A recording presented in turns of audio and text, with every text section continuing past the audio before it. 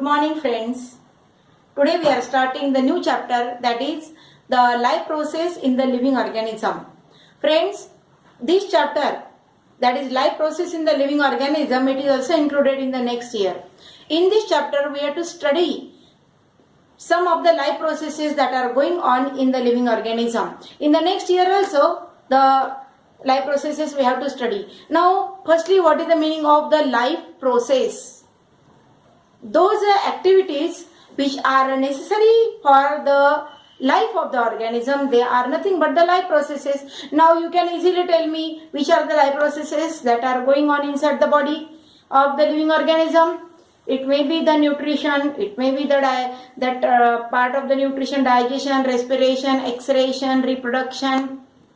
All these are the life processes. And in this year and also in the next year, we have to study all these life processes. Okay, so among these life processes, the first life process that we have to study in this chapter is the transportation.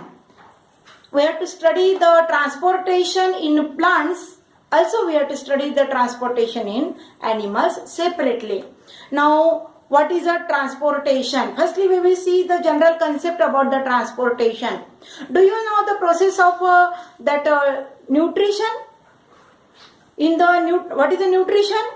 Nutrition is the process where the useful substances are taken up inside the body of a living organism and they are transported to the various parts of the body.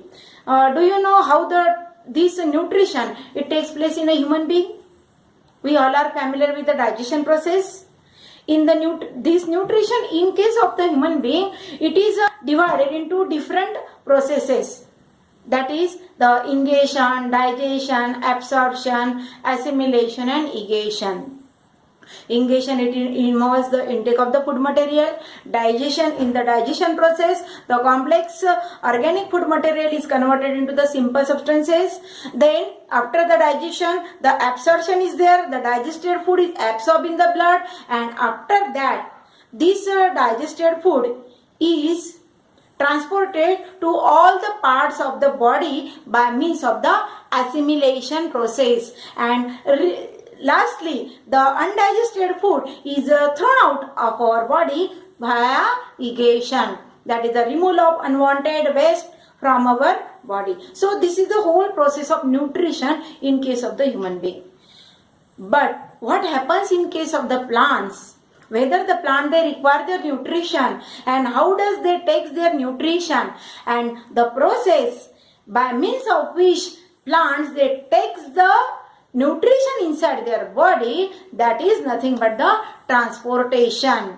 Now, as we know that plants are totally different from that of the animals, so this nutrition process, or we can say now it as a transportation, that is different than that of the transportation that takes place in an animal. So we have to study separately this transportation in a plant. So firstly we will study now the transportation in a plant. How does the transportation takes place? If we observe the plant body, suppose here it is one of the plant, this is a picture which is given in our textbook, clear? Okay, so here one of the activity that we had done, we had taken one of the plant along with the root as well as the shoot system, and the roots of the plant they are inserted in a eosin solution. What is the eosin? Eosin is one of the stainer, or it is one of the stainer that is used in practical purpose, and this is eosin, which is the orange colored that imparts, and if it is inserted in a beaker, it is inserted in a beaker for some period of time, and after that when we observe the leaves of the plant, previously the leaves which were green in color, they become reddish or orange red in color. Why this happen? as the roots of the plant, they are inserted inside the solution that contains the eosin. This eosin solution is absorbed by the roots. It is absorbed by the root, and then it is transported to the upper part of the plant, and in this way the solution is absorbed and all the midrib and the veins of the leaves, they become reddish in color. So in this way, this is the simple experiment by means of which we can prove that roots of the plant, they help in the absorption of the substances. Now firstly we will call it as the substances, and from the soil solution, and they are transported to all the upper part of the plant. And what is there that is responsible for the absorption of this material? That is nothing but the root pressure. Now what is the root pressure? Next slide. The root pressure, now we will see firstly the definition. The pressure exerted by the turgid root cell on the adjacent cell is called as the root pressure. Now what is the meaning of this? The pressure which is exerted by the turgid cell. What is the meaning of a turgid cell? Those cell which absorbs more and more water inside the cell, they will swell. Swell means increase in size. And as more and more water will enter inside the cell, so the size of cell will increase, and the cell exerts the pressure on the wall of the adjacent cell, and such a cell is called as the turgid cell. And when the cell will absorb the water?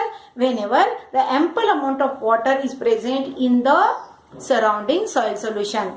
We know that the root system of a plant is in direct contact with the surrounding soil solution. Whenever we are watering to the plant, आपण जेव्हा झाडाला पाणी टाकतो तो कुठे टाकतो? झाडाच्या पानांना टाकतो का? नाही. आपण झाडाला पाणी टाकतो तो झाडाच्या मुळाशी टाकतो. We are pouring water to the root system. So the roots of the plant, they are in direct contact with the surrounding soil solution. Here I had used the term soil solution. What is the meaning of this? Because though we are pouring water, this water, it is in the form of a soil solution, or it mixes with the minerals which are present in the soil, and it forms the soil solution. It is the simple term that is used. So whenever this root, the cells of the root system, they comes in contact with the surrounding soil solution, so they will absorb more and more water. And as the cell will absorb more and more water, they will become turgid. Understand this term. What is the meaning of turgidity? As more and more water is entering inside the cell, so the size of cell will increases, and it will exert a pressure on the wall of the surrounding cell. And such a cell is called as the turgid cell. And as the pressure which is exerted by this turgid cell on the surrounding cell, that is nothing but root pressure. It is nothing but the root pressure. Next slide. Now before this, next slide. I want a next slide. Okay. Here the tissues which are responsible for the absorption, they are given, that is the xylem and phloem. Look at here, friends. In case of the plants, there are certain tissues which are responsible for the transport of water as well as food material from one part of the plant to another. Those tissues, they are the xylem and phloem tissues. Now what are the xylem? Xylem is a water conducting tissue. I want a next slide. Next slide. Look at here. Now firstly we will see the concept that how the water is absorbed. Here these are the roots of the plant. This root, it is in direct contact with this is the surrounding soil solution. It is a surrounding soil solution, and the roots of the plant, they are in direct contact with the surrounding soil solution. If we had taken the transverse section of this root, we have taken the transverse section of the root and observe under the microscope, then we will see the parts or the tissue system like this. Now look at here. This is the uppermost layer. You can make the pause on a screen and you write the names. Okay. So this is the uppermost layer of the root. It is called as the epidermis. And this epidermis, it shows the presence of the root hairs. These are the small hair-like structures. They are present on the root, or they are called as the root hair. So in case of the plant, the root hair zone, understand clearly, root hair zone is in direct contact with the surrounding soil solution. Okay, so this is the soil solution. Whatever may be the soil solution, here it is the soil solution, and here it is the root. So this is the uppermost layer of the root. It contains the root hairs. Understand? So these are the cells which are in direct contact with the soil solution. And now this soil solution is rich in what? It is rich in water as well as the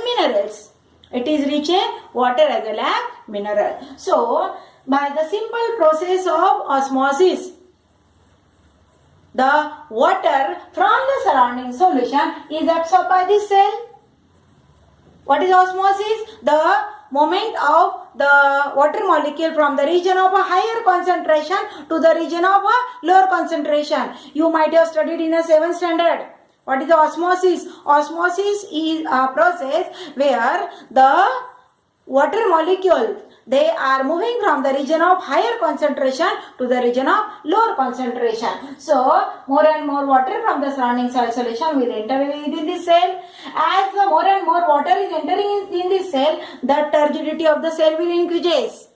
And as the turgidity of the cell will increase, it will exert a pressure on the wall of surrounding cell. These are the cells of the cortex. This is the internal structure of a root. We have taken the transverse section. Okay. So, as the pressure is exerted on the wall of surrounding cell, water from this cell will enter in this cortical cell. Similarly, from the cortex, the next region is the endodermis. Here it is the endodermis. So, water from this cortical cell will enter into the endodermis. After the endodermis, there is a pericycle. This is a single layer of cell. Endodermis is also a single layer of cell. Nay, the labeling is not given in a book. Upper layer is epidermis. Next one is the cortex. After that, there is a endodermis. You write it. In your textbook, you write it. It is very important for your further studies. Okay, epidermis, then cortex, then endodermis, then pericycle, and lastly there is present the xylem tissues. So in this way, water from the surrounding soil solution will enter into the xylem cells. It is entering into the xylem tissues. So in this way, water from the surrounding medium will enter up to the xylem. Remember this thing. The next part we will discuss in the next video. Thank you.